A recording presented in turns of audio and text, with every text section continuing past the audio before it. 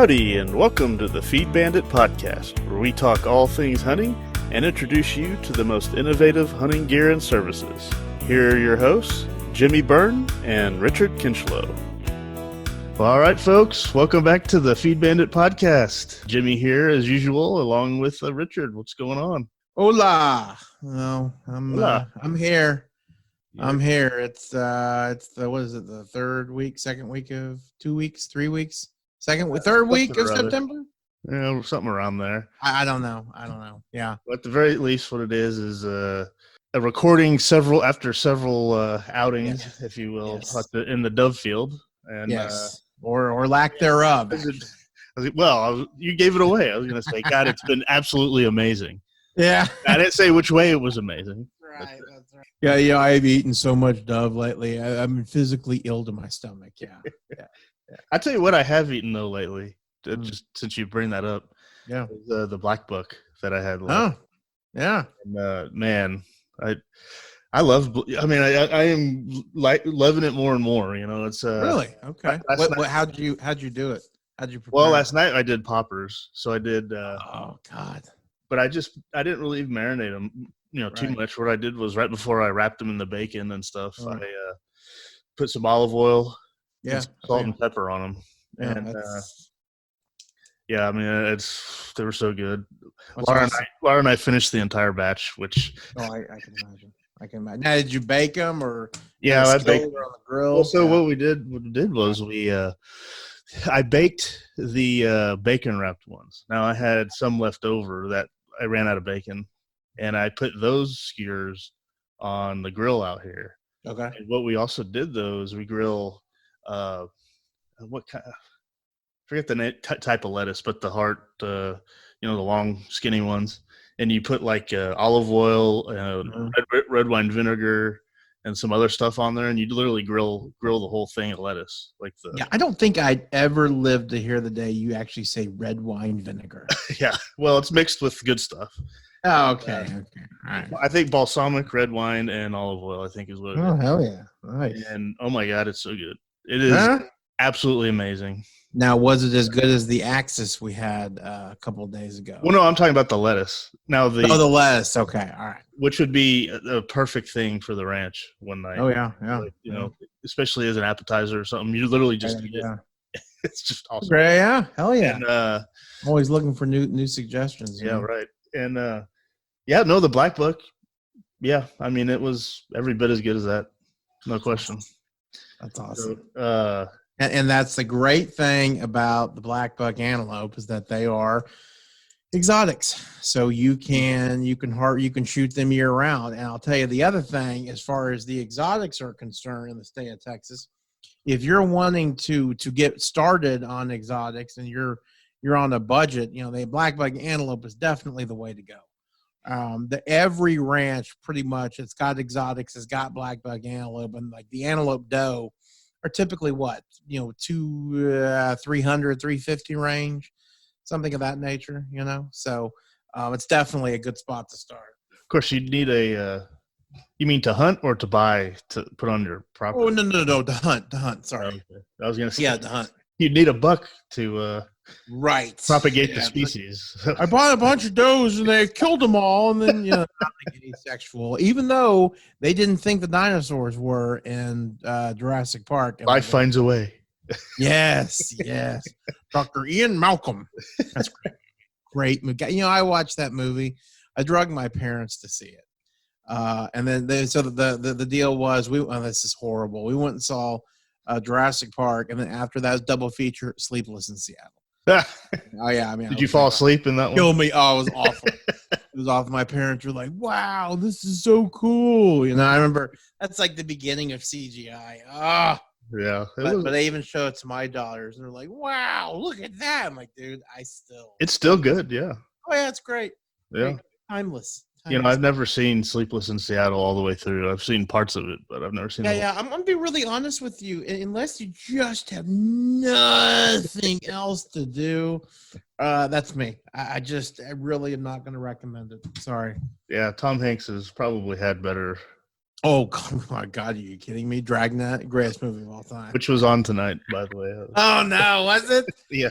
Oh, God, you know what? I joined it when at the beginning when he's talking to Jerry Caesar. Yeah. Friday, I give you booth, broth, anything you want. You can get your hands off my suit. Well, absolutely. What a great name, Jerry Caesar. Oh, God, Jerry Caesar and Bait Magazine. Oh, look, that's so-and-so, Bait Mate of the Month. I met her. God, I tell you, I don't desire to buy like DVDs because, apparently that's really out, but I need to buy that one. Because I just, it's a classic, absolute classic. Right. I love it. Okay, anyway. So we diverge. But still, yeah, no kidding. My God. Which actually, while we're talking about our hunts and everything, yep, I diverged a lot sitting out there by myself because there wasn't entirely a lot to take a look at or to keep my eyes up for. Yes. Not to give away the goose. Yeah, but you had the good view though. Yeah. Well, that's true. The first hunt that my view was awful. I got to look at a 6-strand barbed wire fence, and the whole time that we weren't shooting dove, I was thinking about that fence going, can the goat get his head underneath there? Can the goat escape? Because I'm already thinking about next year. Cause I'm like, this sucks. This is miserable, Yeah, folks, unfortunately. Speaking of that, just real quick, sorry to interrupt you, but speaking of that view that I had, you can see that on our Instagram. The Mojo post. Yeah, the Mojo post. So if anyone's interested, Oh, absolutely, it's gorgeous. Yeah, that's half the reason why you hunt. You're out there with your buddies, laughing, having a good time. But more importantly, you're just out there enjoying nature. And I remember our good buddy Trav and I on that first night we were there, and I'm a bird nerd. If you probably didn't figure that one out yet. And we had these bright yellow birds that were landing in a mesquite tree next to us. It's like you don't see that in the city. You don't pay attention to that kind of look. I kind of do, but a lot of folks don't. So, those are the kind of things you really got to appreciate, especially when the birds are not flying. But boy, oh boy, has it been a train wreck. And we say it all the time, and I wear it out, but it's just it's bittersweet.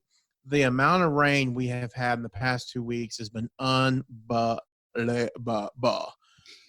We'll start at the very beginning, okay? So opening day was on a Tuesday, and my father was at Rancho Bandito while I was working, and he brings some of his friends with him out there, and they go hit the field first, okay? And then let's back up a little bit before that.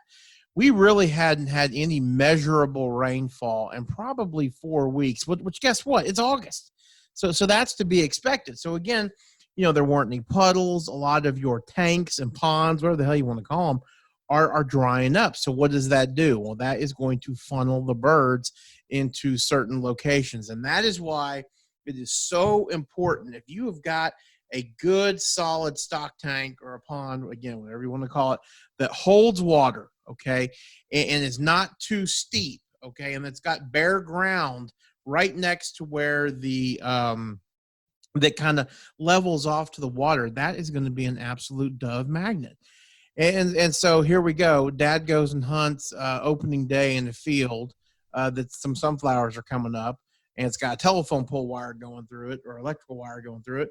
And guess what? They end up shooting a couple of birds, and they're doing good. It's hot. And again, we haven't had any rain. So these are ideal conditions for dove hunting. I always tell everybody that if you're miserable, chances are you may have a pretty good hunt because the hotter the better, in my opinion. So about 5:30 or so, they end up going over to a place that we call the frac tank. And again, you listen to this show, the frac tank is it's I don't know, maybe a 5-acre tank. It's got a pond liner in it with clay, so it really never goes dry, which is incredible for dove hunting. If you look at the slope of the tank, it's and I don't know my degrees because I didn't study geometry, but it's perfect for cattle to get down there. It's very flat. There's not a lot of brush in there, so it's perfect for dove. So they show up about 5:30, and guess what?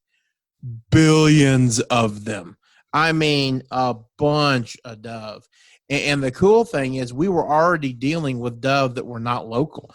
These were migratory birds. And the reason why they were migratory birds is a couple weeks before that, we got our, quote, first cold front. And actually, it did bring a little bit of rain, maybe an inch or so. But it was enough to push the locals out, pushed a buttload of teal down, but it also pushed a lot of dove down. So, but it wasn't enough to fill up those tanks. So it's a perfect situation. So they had an absolute hell of a shoot on opening day, and it was unbelievable. They had birds that were coming to the decoys. And some of them were so close that my dad actually had to put his gun down. He had to go move his decoy out. Okay, because if you put your decoy too close and you're taking dead aim, that wad doesn't have enough time to open up, and because of that, you're going to miss them every single time. It's kind of funny, but closer doesn't mean necessarily better for you. So that was their hunt. They did extremely well. Later that night, the floodgates opened up, and that was the last decent dove hunt we have had up until this very point. When I say the floodgates, I'm talking 14 inches of rain in basically, a week and a half, and it never stopped. So fast forward to that weekend, opening weekend, we go out there. I'm cautiously optimistic. Okay, the ground is so dry, those puddles are going to dry up. Let's see what we can do. We go to the frac tank, and boy, we scratch them. I think we ended up with 2 or 3 apiece, which again, hey, listen, you know what? As bad as 2020 has been, and just as miserable it is sitting in the city, whatever we got to do to get out and enjoy it, that's what we're doing. Now, mind you, I'm the biggest female dog in the world when it comes to dove hunting. All right, I love me some dove hunting. So I've actually handled this a lot better than I thought. But I'm very impressed. I will agree with you on that one. That's right. I've in years past by this point, you might be in like a padded room in a straitjacket. There's no doubt. Prevent you from committing suicide. Yeah, my wife's like, no shoelaces for you now. Let's take a double dose. Get rid of those ties. Yeah, that's right. No ties, but I'm wearing a tie today at work. 14 of them because I've gained so much weight. And I'm freaking whale. Anyway, yeah. So that was pretty much opening weekend, just again, but I'll be honest with you, the fact that we were able to have a small group, an intimate group, if you will, and we were able to sit around and talk about high school football, and we at least got to go out and shoot, was really enough for me, and it was great. Yeah, I shot at a couple, and yeah, I got one, but I blew it to smithereens, and that was about it. Well, that's what we call a full wad. Absolutely full wad. And there was basically nothing left but little shards. Yep, absolutely. Fast forward to the second week of the season, and again we've got intermittent rain, throughout the week, and the problem is it rained so much, okay, that that there are places that are just running off. The water is just seeping out of the soil. Really cool phenomenon to see, because you always wonder, how did that lake fill up? Well, you really got to stare at that dirt, but you can see it moving downhill and filling up. It was very cool. So again, I didn't have high expectations. We did have another little cold front come through, brought some more birds down, or excuse me, brought some birds down, and probably pushed what we had back out. Typically these cold front situations are really, really beneficial. Because you lose birds, but you get more, Mm-hmm. and the problem with migratory dove, dove that are not native to that area, is when you got them, okay, and when you got them, it ain't onesie twosies. There's flocks of them. It was like hunting in Lubbock, or sometimes like hunting in Argentina, but when you don't got them, you don't got them. And so this past weekend we didn't got them, and Friday night was a disaster. Again, great time with friends. You never overlook all that kind of stuff. We took the long way. Okay, so we bounced from pasture to pasture, drank a lot of beer on the way home. Of course, that's always fun. Saw some deer. We saw some some hogs. Took some shots of them. So that was really great. I got 3. Yeah, no, you actually. But I wasn't sitting with you guys, so that's the. No, yeah, that's right. Yeah, you weren't. I totally forgot about that. Yeah.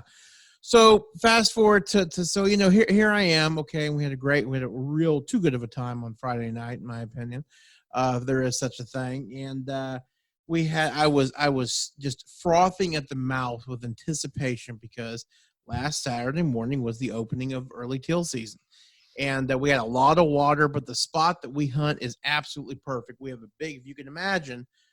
We have a big oak tree that sits at the south end of the tank where all the ducks want to land anyways, 10-acre tank when it's full. And this big oak tree gives you a lot of shelter. So when you got ducks circling above you, they sure as hell can't see. And I love teal, don't get me wrong. Sorry, Mr. and Mrs. Blue Wing Teal, but you're pretty dumb. Okay. And so, as long as you're still, they're going to be right there. So, I ended up sending two of my brother-in-law and a good buddy of ours to that place. And, they had one group come in of 5 birds and ended up killing one. And that was great. But still, man, we normally expect so much more than that. We went to another place that I was expecting it a little bit of action, and nothing. We didn't see one bird. However, I will tell you, there was a first, and this may be a little inappropriate, but I think it's important. It's a good tip. So we're sitting out there, and the sun's coming up, and it's 3 of us. Is our very good friend who just had shoulder surgery. So he even woke up, and he was just sitting out there yakking around with us. We got another one of our good buddies, and he's got his dog. And that good buddy kind of woke up a little bit late, had a little bit of a sore head, if you will, right? Well, I didn't necessarily have all the time in the world because I was running a little late to do the necessary things that one needs to do in the morning after having a couple of drinks, and a couple of cigars that would make one's hunt extended in the morning. So I didn't have a chance to do that. No time to make a deposit. Yes. So we get out there in the field, and I sit on my stool, and we've got trouble. It sounds it sounds like NASCAR firing up their engines. And you know where this is going, okay? And and normally I'm a sport, I'm pretty tough. I can that's not a problem. I can hold this back. This isn't going to be an issue. It was an issue, a very big, horrible issue. So I officially got the award for the first field dump of 2020. It was miserable and all the above. So the tip is you've got to absolutely remember, always bring toilet paper with you, because we did not.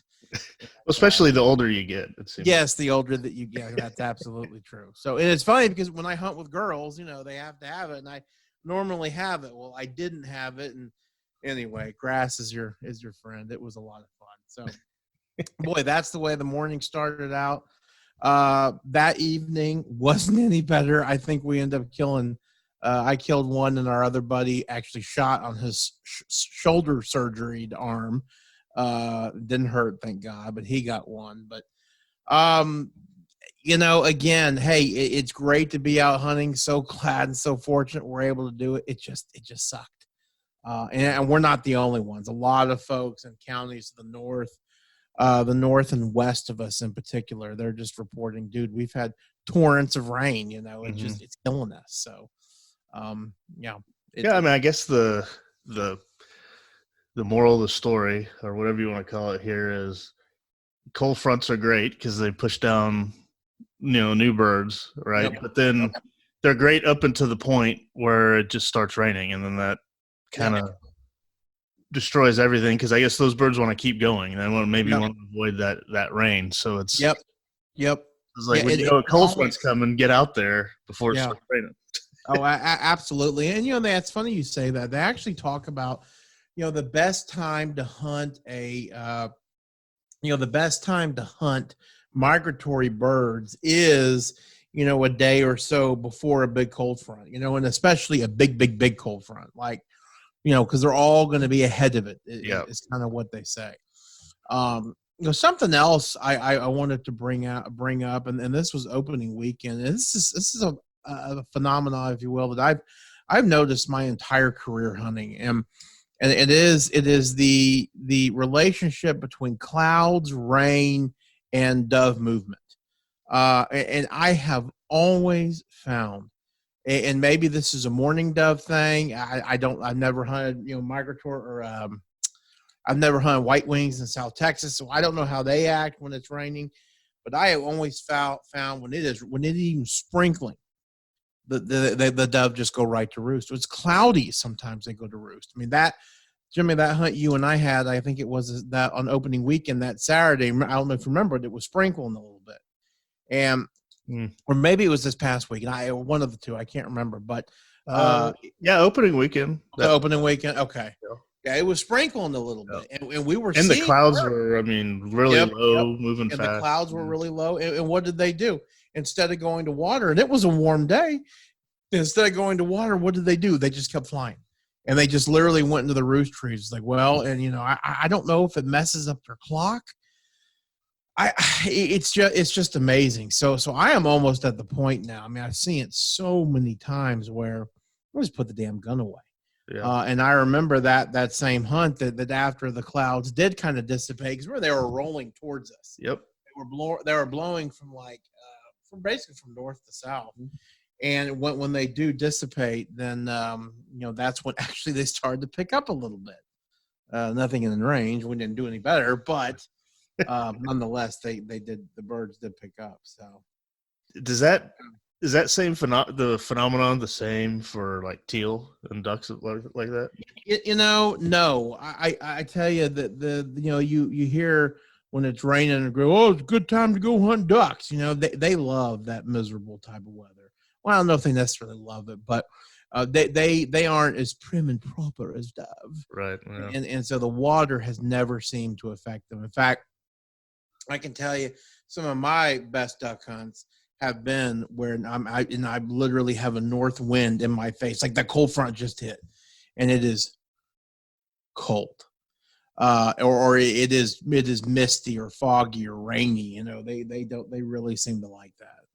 That's, I guess, why they're waterfowl. That's right. They water off a duck's back or whatever that old saying is, that old chestnut.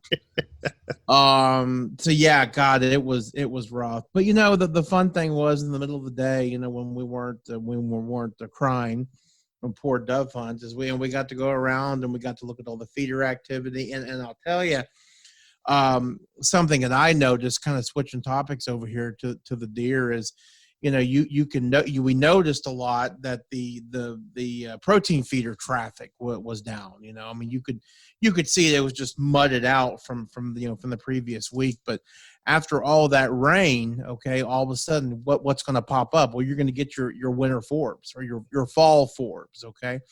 And it's crazy. Next time you're out there walking, get down. If you've got terrible eyesight or whatever, get down on your knees and look down there. And you can't really look at the stuff that's, a couple of inches of the ground. Look below that, and you'll be amazed what you'll see. There's just billions of little broad-leaf forbs. They look kind of like little clovers, and that's what they eat. And obviously, if you've managed your property well.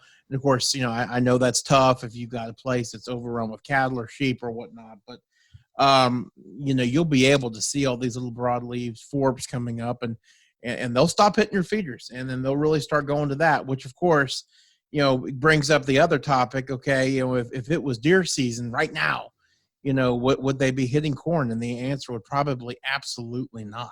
Yeah. And that's going to be really interesting. We got a really good early jump, and it's been cool. Okay. It's been in the 80s, which that's kind of typical late September, early October weather. Yeah. I think we're probably officially, in the 80s now, not getting back. Yep. Yeah. I mean, sometimes it feels like 115, especially when you have a bald spot like I do. And your daughter's pointed out every day. It makes you feel really good. It makes you want to go to work and work your butt off for those ungrateful little girls. But anyway, so it'll be really interesting to see how all this abundant rain really affects the feeder activity. Mm-hmm. It's funny also, I saw a couple of oak trees that were full of acorns. Now, let's not forget, last year, literally 2019, I mean, we're talking record acorn crops here. I mean, some old bumper crop, yeah. Bumper. Bumper. Some old timers that I listened to, or I've talked to before. They've been hunting their entire life. 60, 70 years. They had never seen an acorn crop like this. So will it happen again? I don't know. But it reminds me, how many hogs. We killed like 2 hogs during the deer season because they really weren't hitting the feeders. They're back there pounding the acorns. Right. It'll be interesting to see. That must be the global warming. I don't know. Absolutely, it is. Or is it global cooling? I can't. Yeah. Yeah. Some sort of change of climate. I don't know exactly what it is. You remember that YouTube clip? He's like, if the world is really getting hotter, why was it so cold last winter? God, that's the bad word. The Earth Day. Yes. Pour oil on a duck. Drive a Hummer. God have mercy. All right. Well, I mean, hey, it's even though we didn't all limit out every time, it was still fun. Or even get close. Yeah. I think everyone can appreciate, you still go out there and have fun with your buddies and stuff. Oh, there's no doubt. There's no doubt.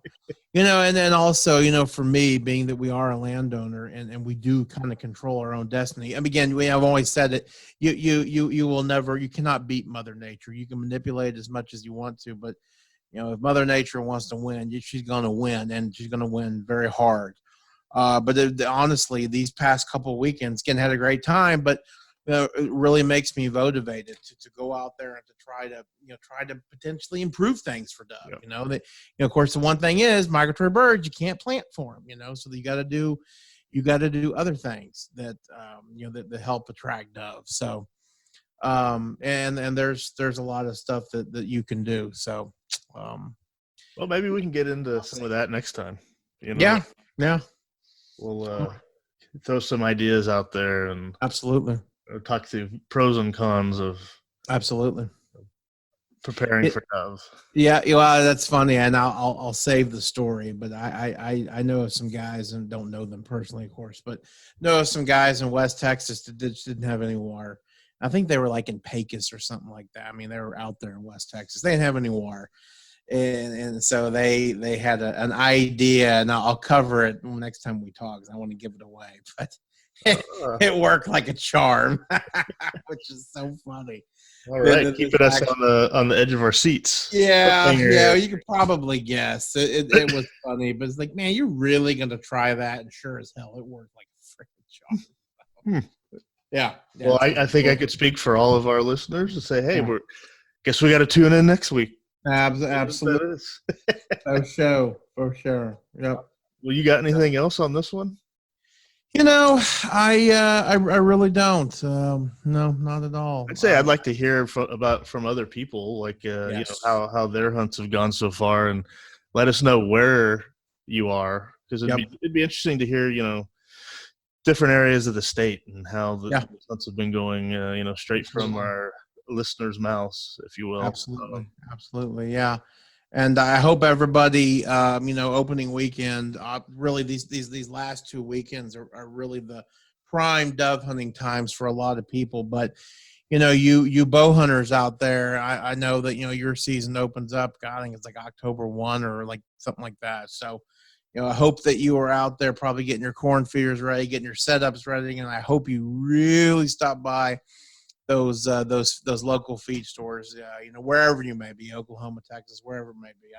I know that the feed stores here in Texas that we follow, they were really out there, pushing deer corn and trying to get y'all's business. And I can tell you this much, Jimmy and I were doing everything we could on social media to help them, because that is absolutely so important, and actually we had one feed store kind of I think it was near the Waco area that actually kind of used one of our typical sayings. They basically said, skip the big box retailer and shop at your local feed store. I'm like, yes, that's mine. You can use it, no problem. I share, Yeah, absolutely. Yep.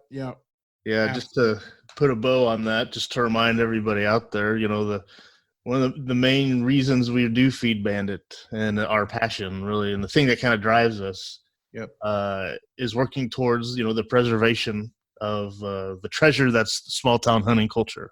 Right. It's a big part of that being feed stores and the other supporting businesses in the small towns that that help you guys, help all of us out, while we're out in the field, help us gather more and gain more success while we're out in the field. So we implore everyone listening out there to, if you need some gear, need some corn, need whatever it is that you need for your lease, your land, whatever, to consider, consider stopping at your closest local feed store for that stuff. Absolutely. Instead of, Walmart. Yep. They don't need the money. They help the other folks out. So yes, they got plenty. Yeah. And mind you, Jimmy and I are crazy capitalists. Okay, so we're not whatever here. No, it's just all you're doing is supporting competition, and competition is good. That's right. So it's that's right. You don't want Walmart to be the only place to go for deer corn at some point in the future. Yes. That's the way it is in Mother Russia. Or what's another communist? I guess, is Russia communist anymore? No, China. No. China's communist. China's communist in name, I guess. But right. They make good food, though. Hot damn. I love it. Man, I love me some Chinese food. Yes, sir. On that note, yeah, everyone out there, thanks again for listening. We really appreciate it. Let us know what you think about the podcast so far. I mean, shoot us an email. Please. howdy@feedbandit.com. Also, if there's any subject matter or any questions someone may have out there and you'd like to get our take on it, get our opinion, again, send us a voicemail. You can do that via the website. Just go to feedbandit.com, go to the podcast there, and you can record a voicemail, send it to us, or shoot us an email, howdy@feedbandit.com. Let us know. We'd really appreciate it. So yeah, that's your homework. Until next time, thanks for listening, and we look forward to seeing you on the next one. Take care. Thanks for listening to the Feed Bandit podcast.